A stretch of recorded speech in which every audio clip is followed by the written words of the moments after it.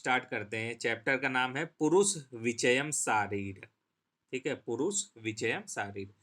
नाम से ही पता चल जा रहा है किसके बारे में बताएगा इस चैप्टर के अंदर। पुरुष। ठीक है, इस चैप्टर के अंदर पुरुष और लोक, लोक बोले तो जो संसार है ये, ठीक है, सृष्टि, ये दोनों के बारे में क्या क्या समानता है उसके बारे में इस चैप्टर के अंदर बताया है। देख लो क्या क्या दिया है सर। इस अध्याय में पुरुष और लोक का साम्य विस्तार के साथ किया गया है वर्णन। उनका भी मुख्य प्रयोजन है सत्या बुद्धि के उदय से लोक की नश्वरता को समझकर मोक्ष के मार्ग पर आरूढ़ होकर वेदनाओं के संसार से संयुक्त मुक्त होना। ठीक है, सर्वदा मुक्त होना मतलब कि मोक्ष के मार्ग पे चलना। ठीक है, ये इनका मेन उद्देश्य है ये सारी चीजें। इसी लक्ष्य से इस पुरुष विजय अध्याय में पुरुष के विश्लेषण से आध्यात्मिक संस्कृति के अभ्युदय का आलोक प्रसारित किया गया है। ठीक है, इसी के लिए इसका वर्णन किया जा रहा है इस चैप्टर के अंदर।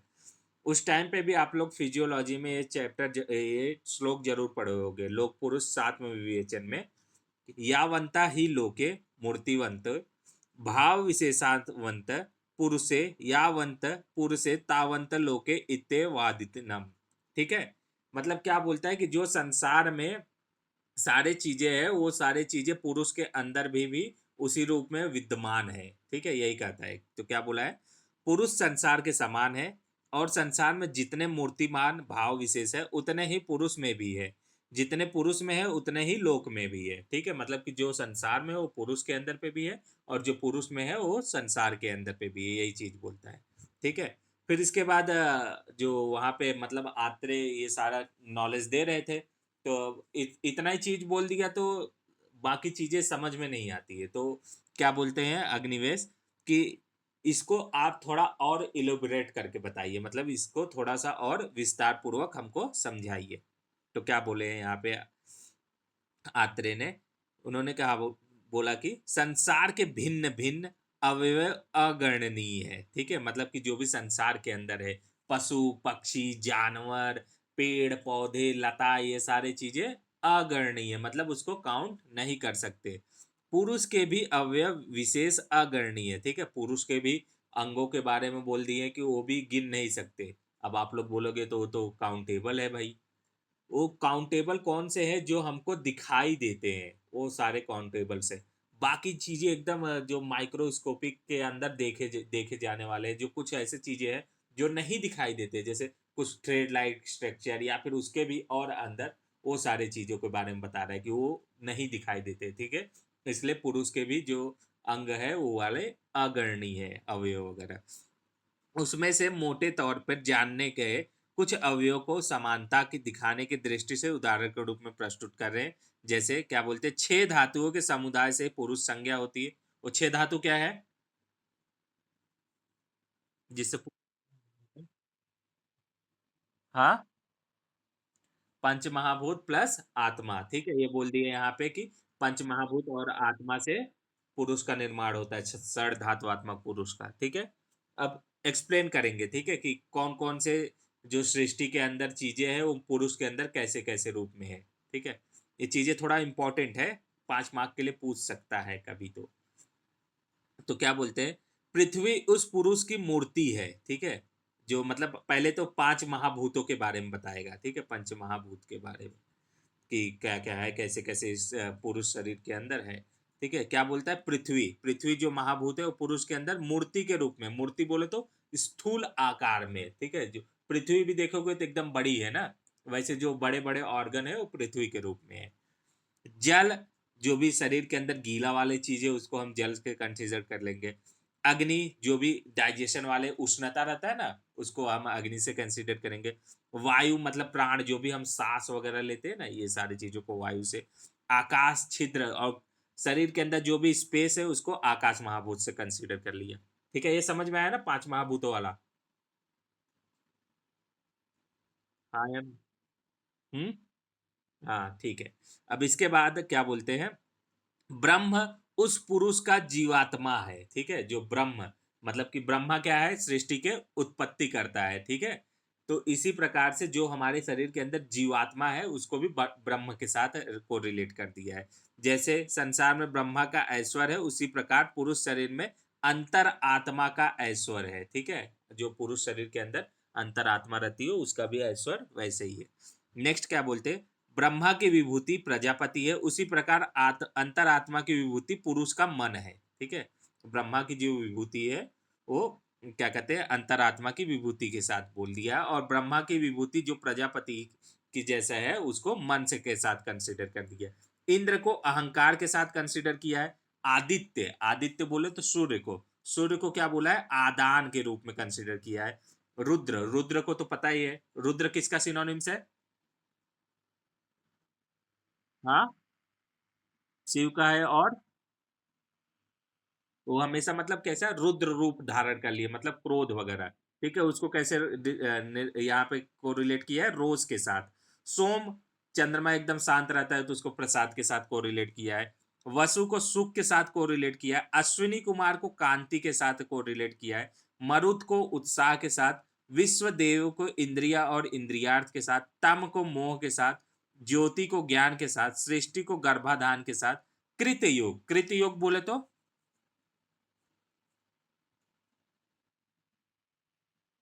बाल्यावस्था के साथ कोरिलेट किया है। कृति युग बोले तो कितने टाइप के युग है हमारे पास? चार, वेरी गुड। कौन कौन से?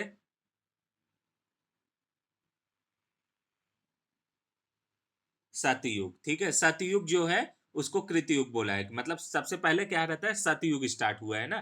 फिर उसके बाद क्या कहते हैं, सतयुग के बाद त्रेता युग, फिर द्वापर युग, फिर कलयुग। ठीक है, वैसे जब मतलब कि कोई भी चीज जन्म लेता है तो सबसे पहले बाल्यावस्था, फिर युवा अवस्था, फिर वार्धक अवस्था, फिर उसके बाद रोगी वगैरह होके मर जाता है। ठीक है, लास्ट में यही बोला है। तो इसमें क्या बोला है, कृत युग जो बोला है वो बाल्यावस्था से कोरिलेट किया है। त्रेता युग को युवा अवस्था के साथ किया है। द्वापर को वार्धक के साथ, और कलयुग को दुर्गुणता। ठीक है, अभी कलयुग में देखे ही होगे, सब एकदम वैसे ही चल रहा है, वो विनाशकारी। और युगांत, युग के अंत को मरण के साथ कंसीडर किया गया है। ठीक है, जब युग का अंत हो जाएगा तो तुम्हारे शरीर का भी अंत हो जाएगा, इसलिए उसको मरण के साथ कंसीडर किया। ये समझ में आया कैसे कोरिलेट किया है? हाँ या ना? हाँ ठीक है, जस्ट एक बार देख लोगे और अच्छे से समझ में आ जाएगा। ठीक है, एक्चुअली ऑलरेडी आप लोग ने क्रिया शरीर के अंदर पढ़ के रखा है। ठीक है, फिर इसके बाद क्या बोलते हैं, इस प्रकार कहते हुए भगवान आत्रेय से अग्निवेश ने कहा, अपने जो लोक और पुरुष की समता समानता का उपदेश दिया वो निर्दोष और यथार्थ है, किंतु इस प्रकार सादृश्य कथन का प्रयोजन क्या है, उसका प्रयोजन पूछते हैं।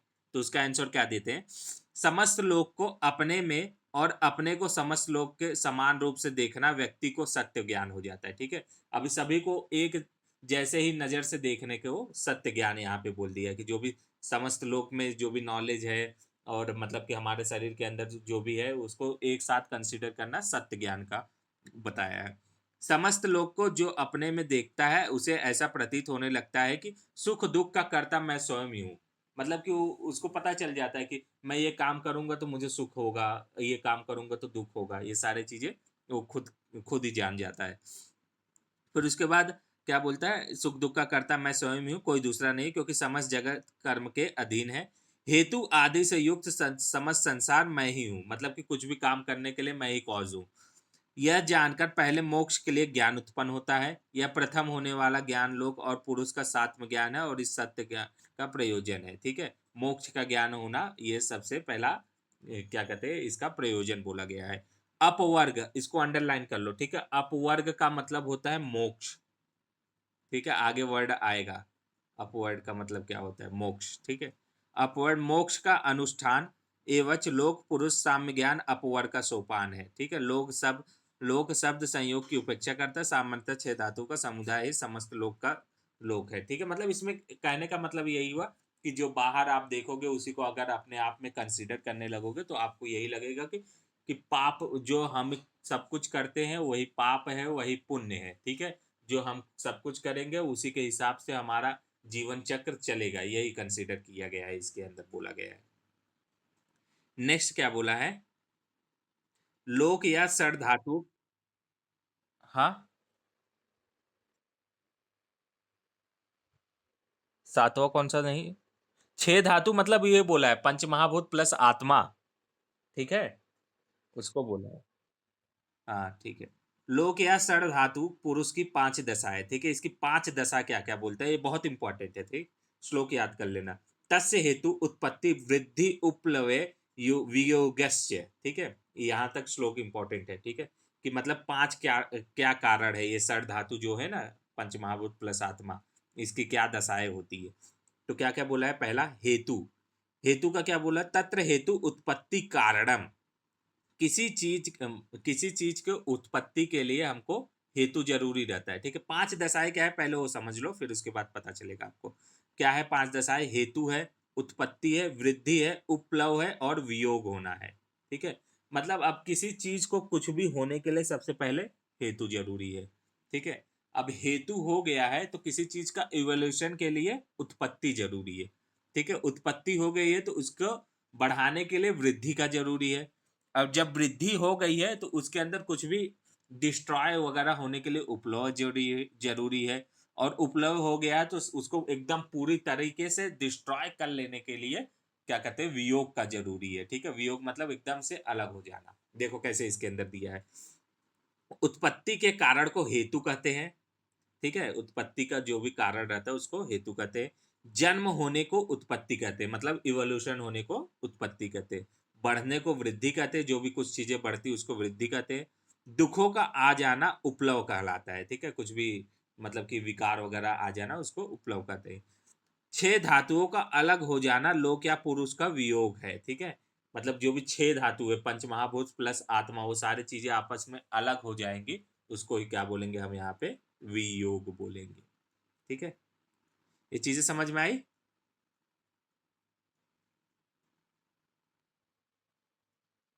हेलो?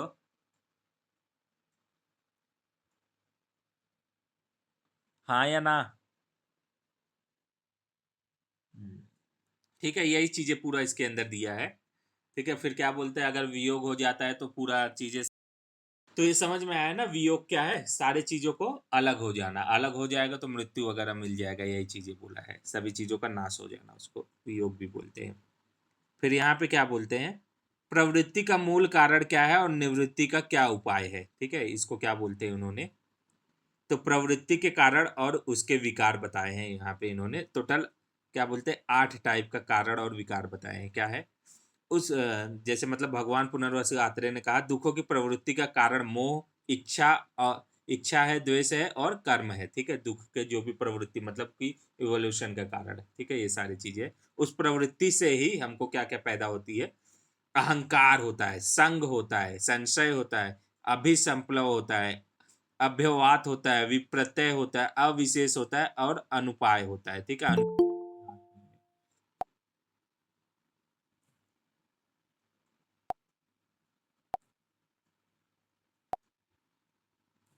ठीक है, टोटल आठ चीजें बताया है कि प्रवृत्ति होने का, ठीक है।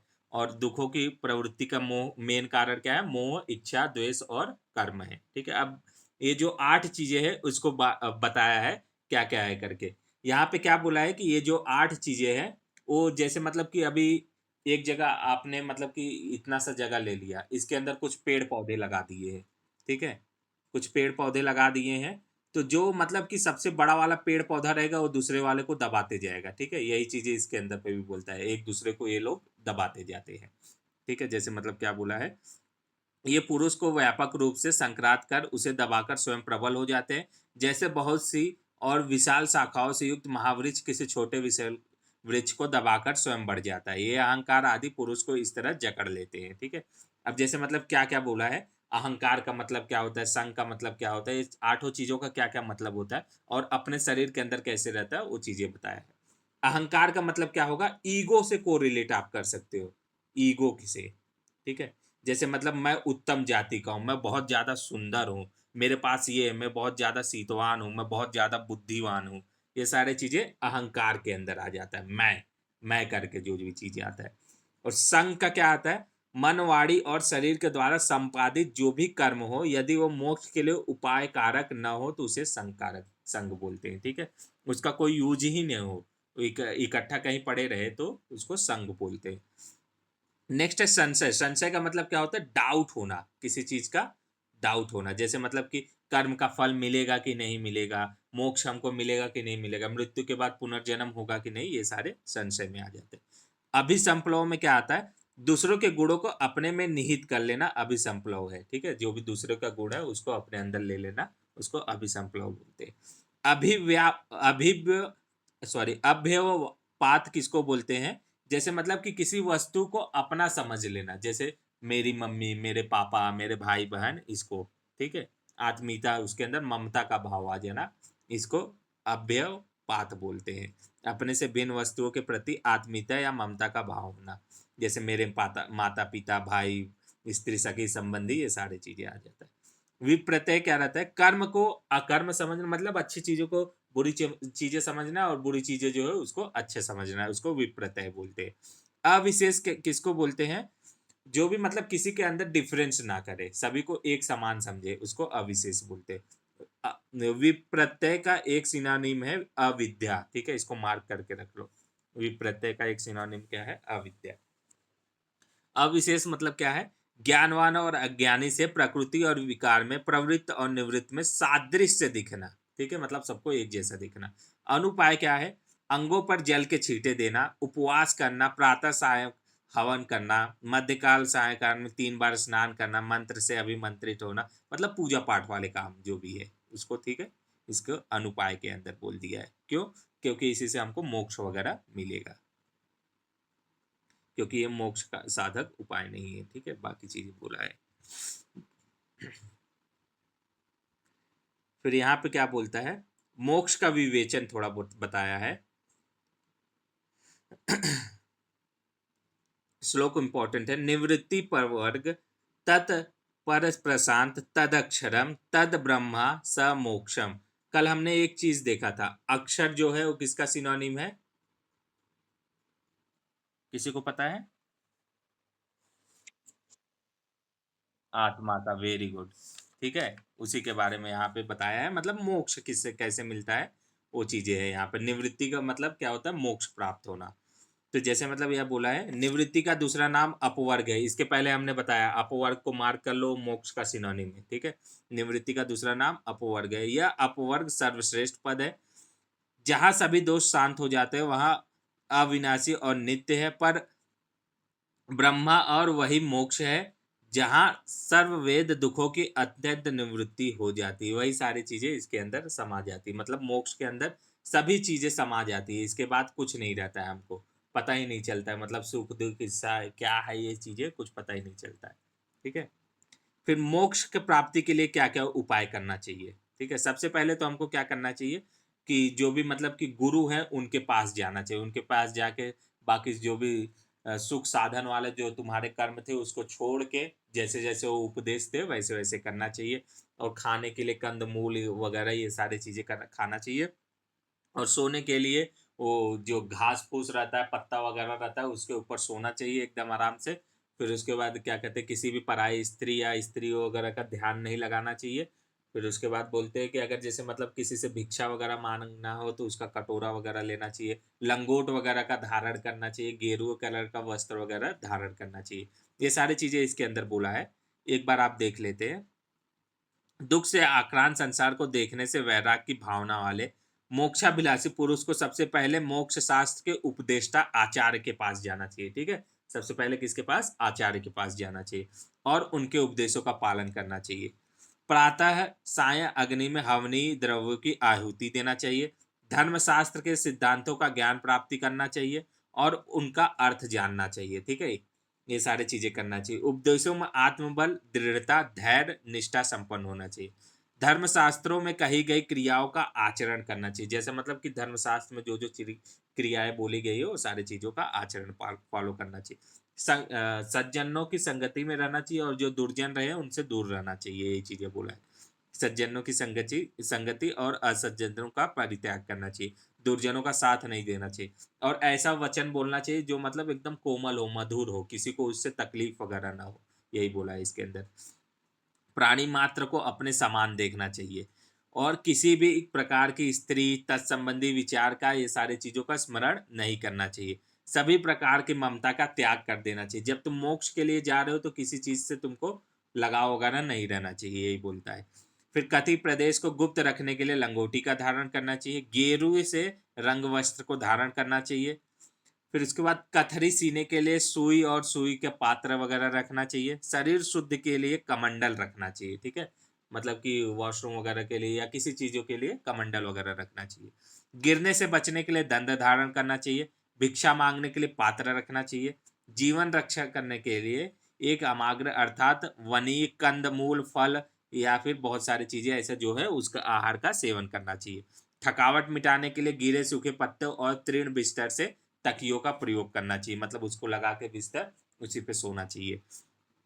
ध्यान लगाने के लिए एवं शरीर को स्थिर करने के लिए योग पट्टिका और मृगछाला आदि का आसन रखना चाहिए। वनों में बिना घर बनाए निवास करना चाहिए। निद्रा तंद्रा आलस्य कर्मों को छोड़ देना चाहिए, जो भी मतलब आप यहाँ पे सुख कर जीवन जीते थे ना, वो सारी चीजों को छोड़ देना चाहिए। इंद्रियार्थों का के उपाय के लिए योग विषयों के व अनुराग उनके न मिलने पर दुखों का नियंत्रण करना चाहिए। सोने बैठने चलने भोजन करने से शरीर के प्रत्येक अंगों की चेष्टाओं में हितकर अहित का विचार प्रवृत्त होना चाहिए, कि मतलब इससे हमको लाभ होगा, इससे लाभ नहीं होगा, ये सारे चीजों। फिर उसके बाद निंदा वगैरह ये सारे चीजों को छोड़ देना चाहिए। फिर क्षुधा पिपासा थकावट तृष्णा वायुवेग ये सारे चीजों को सहन करने की क्षमता रहना चाहिए तुम्हारे अंदर, किसी भी कठोर चीजों को। फिर शोक दीनता मार्ग ये सारी चीजें भी विचलित नहीं होना चाहिए, कि मतलब किसी चीज का दुख सुन लिए तो उससे घबराना वगैरह नहीं चाहिए। अहंकार आदि को अनर्थकारी समझना चाहिए। लोक पुरुष की उत्पत्ति आदि को समान समझना चाहिए। कार्यों को उचित अवसर बीत जाने पे उससे मतलब कि डरना चाहिए, कि मतलब कि ये कार्य हमको सही समय पे कर लेना चाहिए, उसको बीत जाने पे नहीं करना चाहिए, ऐसा बोला है। कार्यों के उचित अवसर के बीत जाने का भय हमेशा बना रहना चाहिए, जिससे वह यथासंभव संपन्न हो जाए, यथा समय संपन्न हो जाए, मतलब कि सही टाइम पे संपन्न हो जाए। फिर उसके बाद क्या बोला, योगा अभ्यास को आरंभ करने के समय चित्त में खिन्नता नहीं आनी चाहिए। चित्त बोले तो मन के अंदर, जब भी योगा वगैरह आप चालू करोगे तब मन को उत्साह संपन्न करे। अपवर की प्राप्ति के लिए बुद्धि बल धैर्य बल और स्मृति बल को संचित करे। इंद्रियों को मन और मन को आत्मा में तथा आत्मा को स्वयं नियंत्रित रखना चाहिए, सारी चीजों को अपने कंट्रोल में रखना चाहिए। आत्मा के इस शरीर के अवयव का ज्ञान धातु भेद से करना चाहिए, कि ये रस है, रक्त है, मांस है, हड्डी है, इसके ये सारी चीजें है करके। कारणों से उत्पन्न होने वाले सभी सांसारिक पदार्थ दुखमय है और आत्मा से भिन्न अनात्मी है और अनित्य है, यह ज्ञान रखना चाहिए, कि मतलब कि जिसकी उत्पत्ति हुई है उसका डिस्ट्रॉय तो होना ही है, ये सारी चीजें जानना चाहिए। यही सारे जो है मोक्ष के उपाय हैं, ठीक है। नेक्स्ट क्या आता है ये सारे चीजें उतना इम्पोर्टेंट नहीं है, एक बार तो भी खाली रीड कर लो, ठीक है। जैसे मतलब मन की निर्मलता और उसका प्रकाश क्या है। मोक्ष साधन शुद्धि उपायों से मलिन मन की शुद्धि करनी चाहिए। जैसे तेल कपड़ा या बाल के रगड़ने से दर्पण स्वच्छ हो जाता है, ठीक है। जैसे शीशे को स्वच्छ करने के लिए तेल कपड़ा और बाल वगैरह ये सारी चीजें रगड़ते हैं तो वह साफ दिखता है, वैसे क्या करना चाहिए। ग्रह बादल धूल धुआं कोहरा से ढका हुआ सूर्यमंडल चमकता है, उसी प्रकार क्या कहते हैं निर्मल मन भी चमकता है। जब मतलब मन को आप स्वच्छ रखोगे तो वो भी चमकेगा और आपको प्रॉपर जानकारी मिलेगी, नॉलेज वगैरह मिलेगी, मोक्ष की ओर बढ़ोगे। यही चीजें इसके अंदर बोला है। सत्य बुद्धि के उदय का फल क्या बोला है। शुद्ध मन वाले पुरुष में जो सत्य बुद्धि मतलब सत्य ज्ञान उत्पन्न होती है, उससे मनुष्य महान बलशाली अज्ञान के अंधकार को छिन्न भिन्न कर देता है। जब आपको प्रॉपर नॉलेज मिलेगा तो जो भी अनवैलिड नॉलेज है उसको आप ऑटोमेटिक डिस्ट्रॉय कर दोगे, यही चीजें बोला है, ठीक है। नेक्स्ट जो है वो इम्पोर्टेंट है, मुक्त आत्मा के लक्षण और मोक्ष के पर्याय, ठीक है। मुक्त आत्मा के क्या लक्षण है।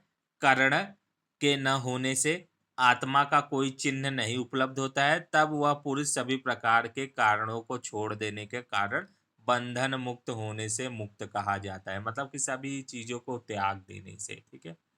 करण जो भी है मन बुद्धि अहंकार ज्ञानेंद्रिय कर्मेंद्रिय जो त्रयोदश करण है वो सारे चीजों को नहीं रहता है। आत्मा का कोई भी चिन्ह उसके अंदर नहीं रहता है, मतलब कि जो भी आत्मा के आपने पहले लक्षण देखे थे ना, प्राणो अपान उन्मेष निमेष ये सारी चीजें वो सारी चीजें छोड़ देता है और तब वह पुरुष सभी प्रकार के कर्णों के छोड़ देने के कारण बंधन। इस चैप्टर का लास्ट पॉइंट जो है वो सबसे इम्पोर्टेंट है। मोक्ष का पर्याय जो है एमसीक्यू के लिए बहुत ज्यादा इम्पोर्टेंट है। क्या क्या पर्याय है वो पूछा जाता है, जैसे विपापम, विरजम, शांत, फिर उसके बाद अक्षरम, अव्ययम, अमृतम, ब्रह्मा, निर्वापण, पर्याय, शांति रुच्यते। ठीक है, क्या क्या है उसके पर्याय वो देख लो। विपाप है, विरज है, शांत है, पर है, अक्षर है, अव्यय है, अमृत है, ब्रह्मा है, निर्वाण है और शांति है। ये सारे इसके क्या है, पर्याय है। ठीक है, इसको याद कर लो, बहुत ज्यादा इंपॉर्टेंट है ये मोक्ष का पर्याय।